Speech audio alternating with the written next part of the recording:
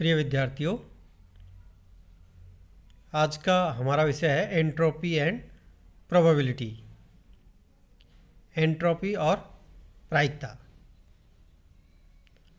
यह BSc second year thermodynamics physics का जो टॉपिक है, आज हम इस दोनों के बारे में चर्चा करेंगे और इन दोनों के बीच में एक संबंध स्थापित करेंगे।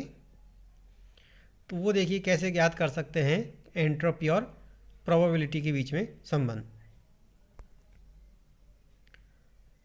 वोल्टेजमान जो थे वैज्ञानिक, उन्होंने सन 1896 में सांख्यिकी के मूलभूत अभिव्यक्तियों के आधार पर ऊष्मागतिक जो राशि है एंट्रोपी और सांख्यिकी जो राशि है प्रायिकता के मध्य संबंध स्थापित किया। 1896 में वोल्टेजमान ने ऊष्मागतिक राशि तो कौन सी है, एंट्रोपी, और सांख्यिकी जो राशि है वो कौन सी, प्रायिकता के मध्य संबंध स्थापित किया। अब उन्होंने ऐसा क्यों सोचा कि इन दोनों के बीच में भी कुछ संबंध हो सकता है? तो देखिए, क्योंकि सांख्यिकी में साम्यावस्था की अवस्था में जो ऊष्मागतिक प्रायिकता क्या होती है, अधिकतम,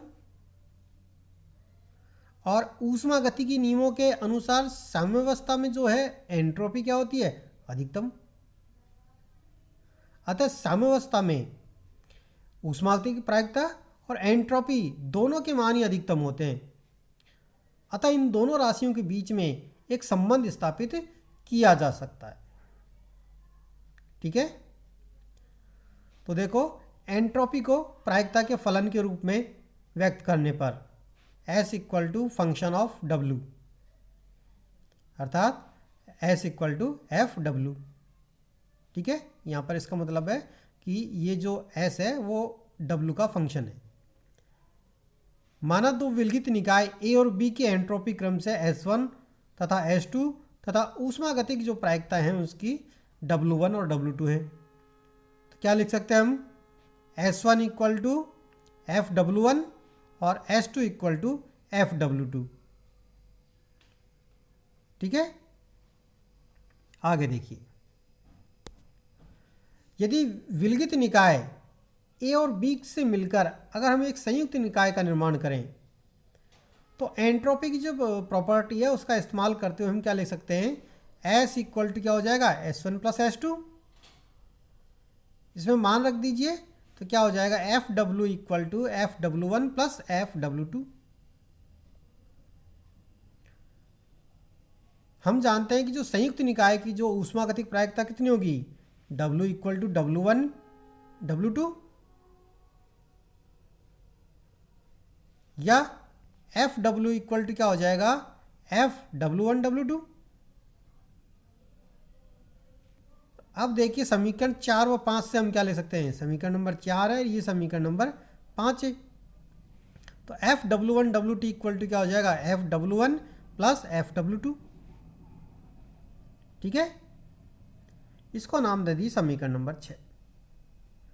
अब हम क्या करेंगे कि जो समीकरण नंबर 6 है उसका एक बार W1 के सापेक्ष आंशिक अवकलन करना है, दूसरी बार W2 के सापेक्ष आंशिक अवकलन करना है। तो पहले हम इसका W1 के लिए आंशिक अवकलन करते हैं।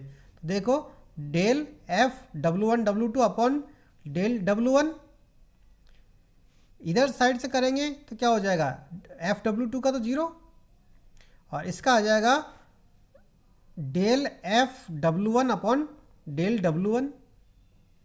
ठीक है, अब ये जो इक्वेशन है उसको हमने क्या करते हैं कि W2 से ऊपर और W2 से नीचे मल्टीप्लाई करते हैं, तो ये पद हमारे पास आ जाएगा। क्योंकि W2 जो है कांस्टेंट है, इसलिए इसका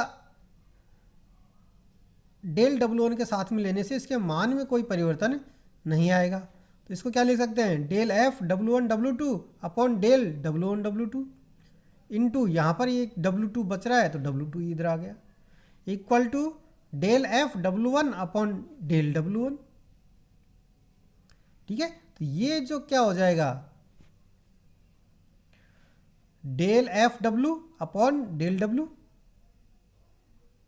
ठीक है, क्योंकि F W1 W2 equal to क्या है, एफ डब्ल्यू के बराबर। तो ये यहाँ से इसका इस्तेमाल करके हमने यहाँ पर चेंज कर दिया है। तो ये पद कितना हो जाएगा, W2 del F W upon del W equal to del F W1 upon del W1। अब इसको और हल कर लीजिए तो ये वाला पद प्राप्त हो जाएगा। तो del F W upon del W equal to 1 upon W2 del F W1 upon del W1, ये प्राप्त हो जाएगा। और इसी प्रकार अब हमें क्या करना है, अब W2 के सापेक्ष आंशिक अवकलन करना है और ऐसे ही इसके लिए मान निकालना है। तो हम क्या करते हैं, इसी प्रकार del F W upon del W equal to 1 upon W1 del F W2 upon del W2। ठीक है, पूरा पद हम ड्राइव नहीं करेंगे तो हम क्या लिख देंगे, इसी प्रकार ये वाला पद हमें प्राप्त हो जाएगा। और समीकरण 7 व 8 से हम क्या लिख सकते हैं, दोनों क्या है, del F W upon del W है, तो दोनों के मान क्या होंगे, बराबर होंगे। तो बराबर कर दीजिए, 1 upon W2 del F W1 upon del W1 equal to 1 upon W1 del F W2 upon del W2। हल कर लीजिए इसको, तो ये जो राशि है वो किसी कांस्टेंट के बराबर होगी, नियतांक के।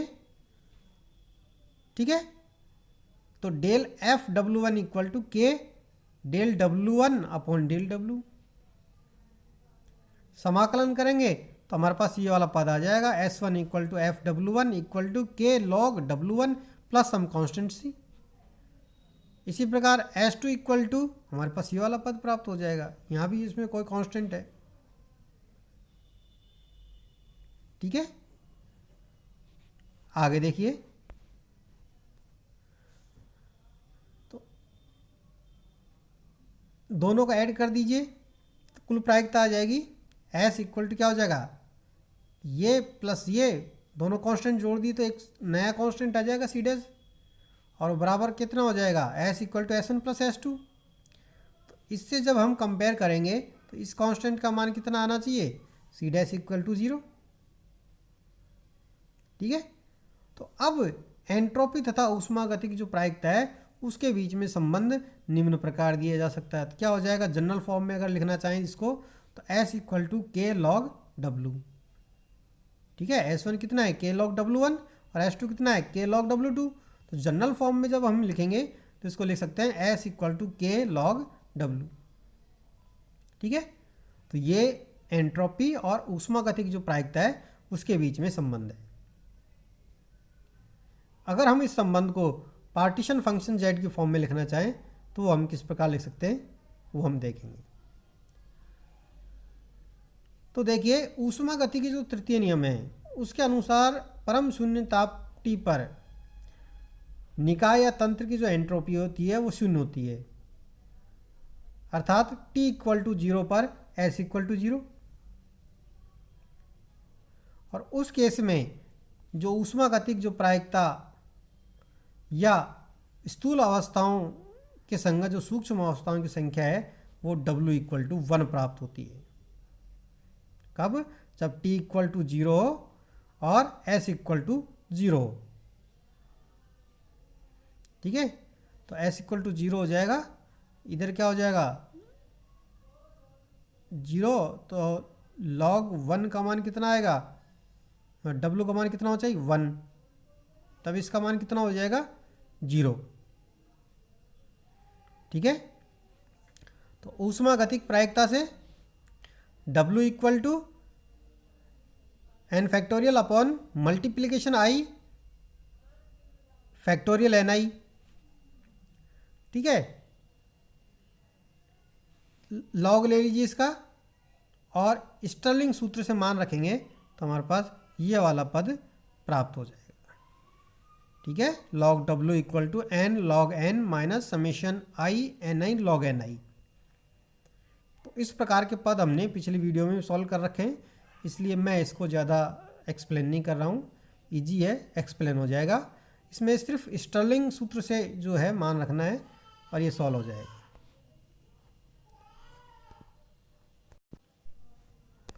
देखिए, मैक्सवेल जो वोल्टेजमान सांख्यिकी है उसके अकॉर्डिंग Ni इक्वल टू कितना हो जाएगा, n upon Z exponential minus beta E I, क्योंकि हमें जो एंट्रोपी और ये जो ऊष्मागतिक प्रायिकता के बीच में रिलेशन है उसको पार्टीशन फंक्शन की फॉर्म में लिखना है, यानी उसमें पार्टीशन फंक्शन z भी आना चाहिए। तो क्या हो जाएगा, लॉग ले लीजिए इसका, log N I equal to log N minus beta E I minus log Z. अब हम क्या करेंगे, समीकरण 12 और 13 से लॉग डब्ल्यू का मान निकालेंगे।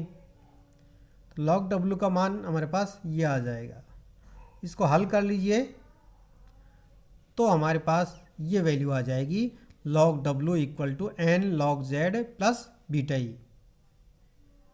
ठीक है, परंतु हम जानते हैं कि एस जो होता है कितना, के लॉग डब्ल्यू,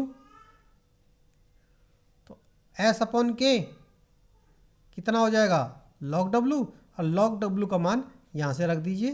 तो क्या इतना हो जाएगा, X upon K equal to N log Z plus beta E, और इसको हल कर लीजिए तो हमारे पास ये जो एस का मान आ जाएगा एन के लॉग जेड प्लस ई अपॉन टी। ठीक है, जहाँ पर बीटा जो है वो होता है 1 अपॉन के टी। तो ये जो फार्मूला है समीकरण नंबर 14 द्वारा जो रिप्रेजेंट किया गया है वो एंट्रोपी को हमने संवितरण फलन के रूप में रिप्रेजेंट किया है।